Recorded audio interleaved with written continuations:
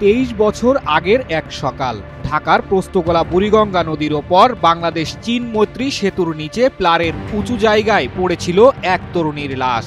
কে এই তরুণী জানা যাচ্ছিল না তখন। 2002 সালের 10 নভেম্বর লাশ উদ্ধার করলেও কয়েকদিন পর জানা গেল নিহত তরুণী সৈয়দা তানিয়া মাহবুব তিন্নি। মডেল হিসেবে টিভি পর্দায় কিংবা সংবাদপত্রের পাতায় তার ছবি সবার সামনে থাকলেও অপমৃত্যু তার চেহারা অচেনা করে তুলেছিল। তখন পরিচয় জানা গেলেও জানা যাচ্ছিল না খুনিকে, তাই অজ্ঞাতনামাদের আসামি করে মামলা করেন কেরানীগঞ্জ থানা পুলিশ। তদন্ত শুরুর কিছুদিন পরই অভিযোগের আঙ্গুল ওঠে গোলাম ফারুক অভির দিকে। গত শতকের 80-এর দশকে ছাত্রদলের এই দাপুটে নেতা ততদিনে দল পাল্টে জাতীয় পার্টিতে যোগ দিয়ে সংসদ সদস্য হয়ে গিয়েছেন। বেশ কয়েকজন তদন্ত কর্মকর্তার হাত ঘুরে সিআইডি কর্মকর্তা মোজাম্মেল হক 2008 সালের 1 নভেম্বর অভিকে একমাত্র আসামি করে মামলাটিতে অভিযোগপত্র দাখিল করেন।